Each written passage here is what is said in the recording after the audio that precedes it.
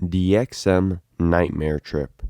Yo, what's going on? It's someone that's no one, and welcome to today's report. Today's report was sent in by conraddish. When this happened, 2010.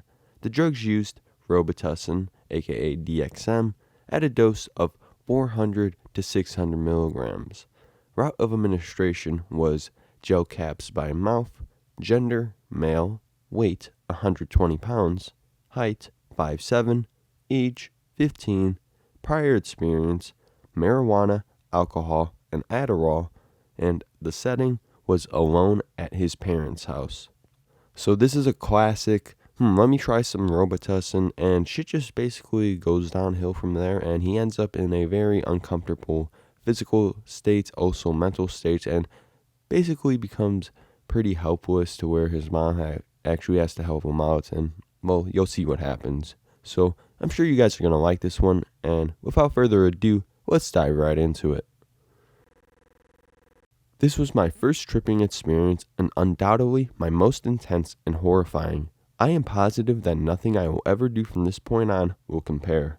At the time of this story, I was 15, male, weighed about 115 pounds, and had only experimented with weed and alcohol.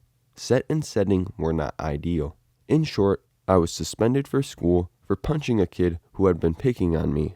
This led to me having anxiety about going back to school and having to face him and his friends who resented me for it. Being naive, I decided I would spend my days off from school tripping, despite my terrible mindset. I ended up obtaining 2 bottles of Robitussin gel caps. I believe in each bottle there were 20 pills containing 15 milligrams of DXM as the only active ingredient. This equates to 600 milligrams of DXM. My mom was leaving for work while I was home free from school and bored out of my wits. Luckily, or so I thought at the time, I had snagged some entertainment in preparation for a lazy day. I'd always wanted to trip, though I could never get a hold of any psychedelics. Robitussin seemed to be my best bet. I began taking the pills 3 or 4 at a time, spanning from 5 to 10 minutes. After consuming one of the bottles, I was feeling very little effects. I had a slight energy rush and body buzz. It was a very slight feeling of pins and needles and vibrations. Not too pleasant, but not all that unpleasant either.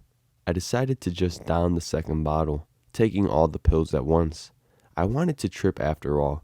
Having read that it was bad to trip on an empty stomach, I decided to make some waffles.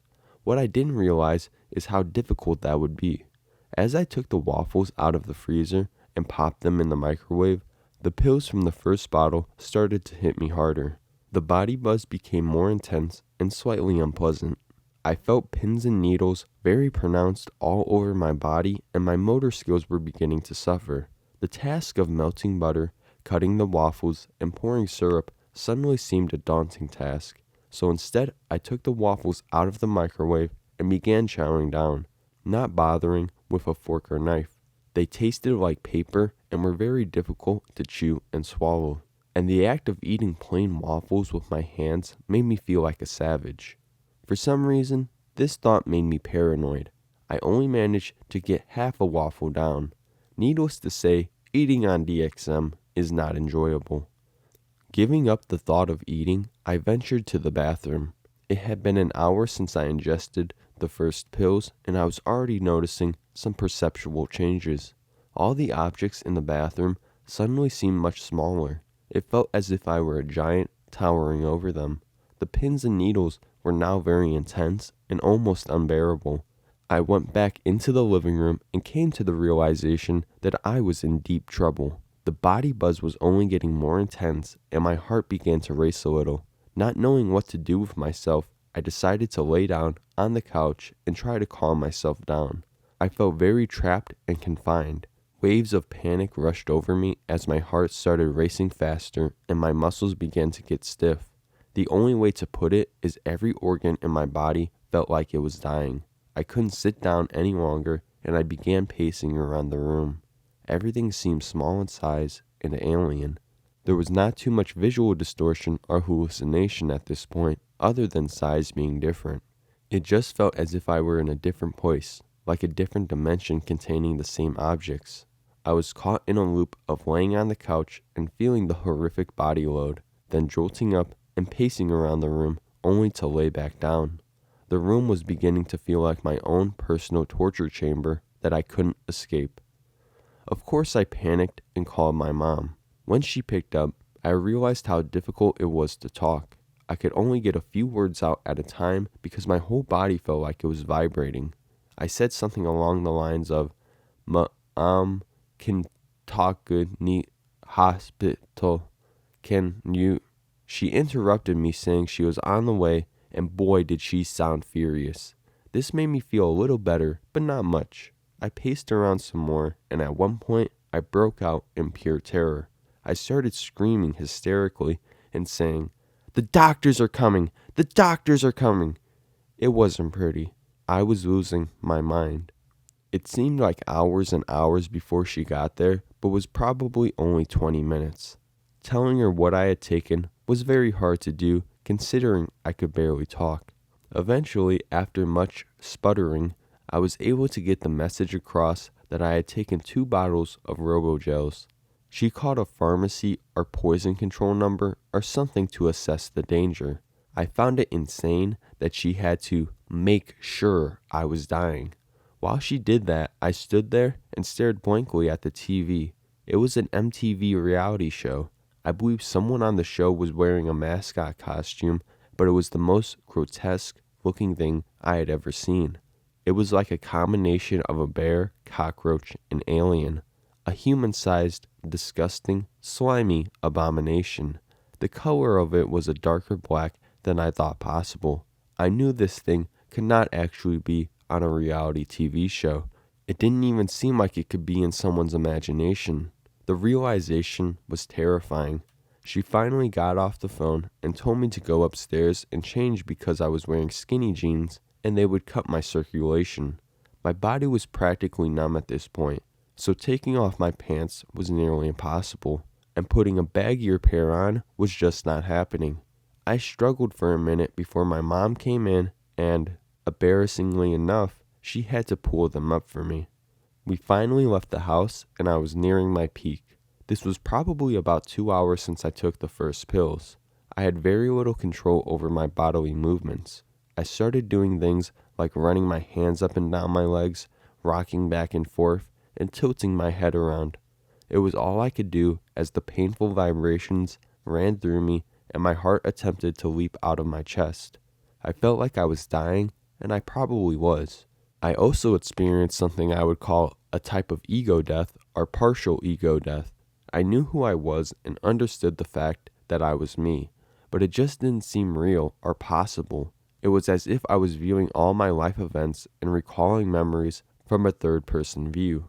I wasn't sure whether these things actually happened and that I was who I really thought I was.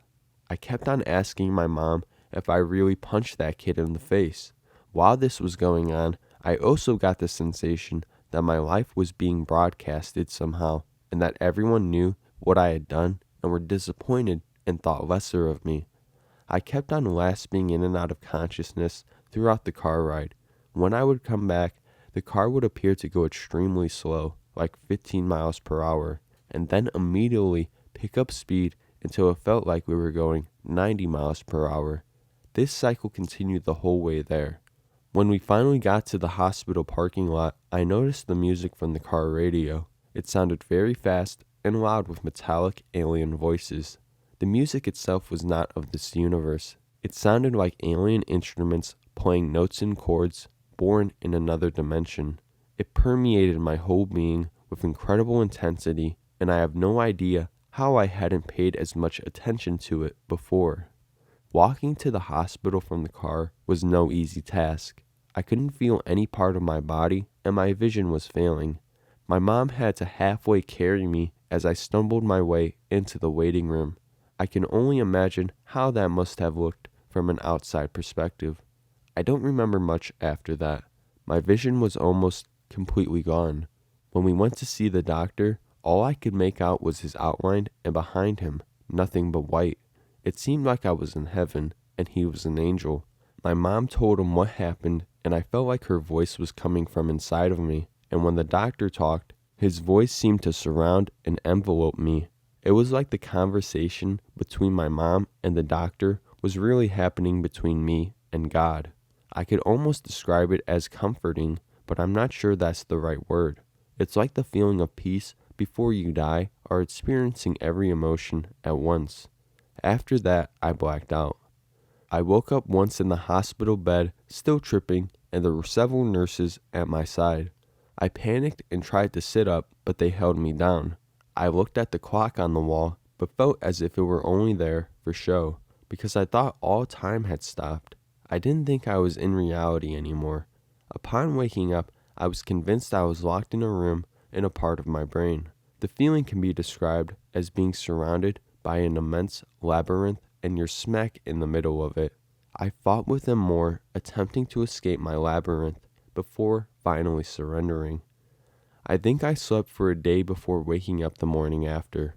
Oddly enough, I felt very relaxed when I woke up. Could be due to the mini coma.